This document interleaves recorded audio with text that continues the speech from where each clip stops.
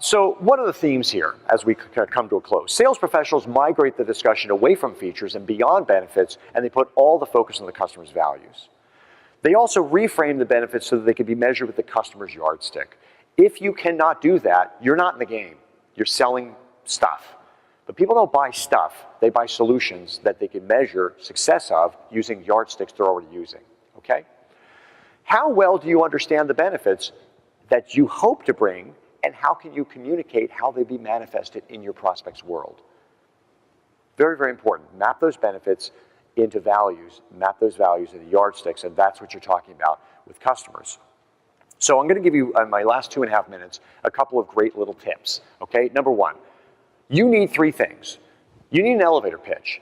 You need 15 seconds how you're going to create value for the person standing in front of you. In fact, you need a quiver of sharpened elevator pitches. Each arrow precisely sharpened to capture the attention of the ADHD prospect standing in front of you.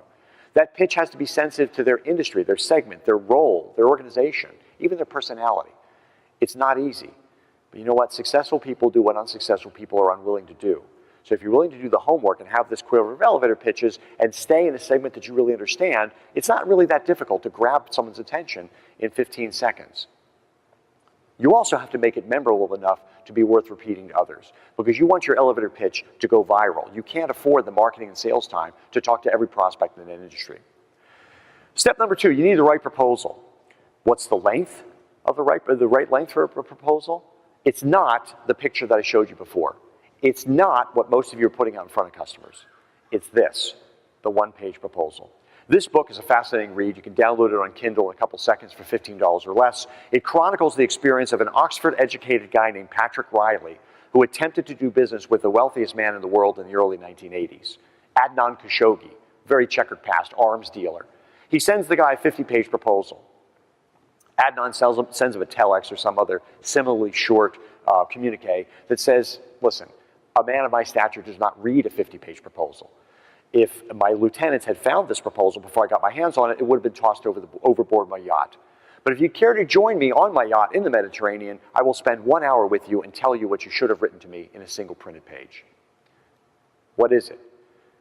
It identifies a clear objective. It gets rid of all the burrs in the pony. It gets a very, very short message, 500 words or less, okay?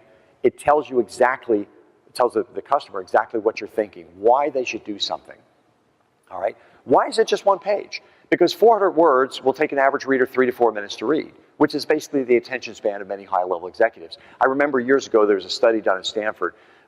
The average decision maker in the senior level makes over 130 decisions a week, and half of those decisions are made in 9 minutes or less. So if you don't have a message that you can get right between the eyes in 1 sheet of paper, blank on the back, that person can read in 4 minutes and have another 5 minutes to think about it, you're losing half of your opportunities to get in front of that person's decision-making cerebellum, okay? The third thing you need is the right figures. Now, I told you before, decisions are often driven by emotion, but then they're justified by financials, but you need the right metrics, and you need a presentation format that facilitates confident decision-making, right? What does that look like? Well, for one thing, you're gonna have to start migrating the discussion. This over-reliance on simple payback period, return on investment, and internal rate of return, you need to migrate away from that as quickly as possible. You just have to, because they will not serve you if your goal is to sell higher first cost, premium efficiency, higher margin products, okay? So what do you migrate to?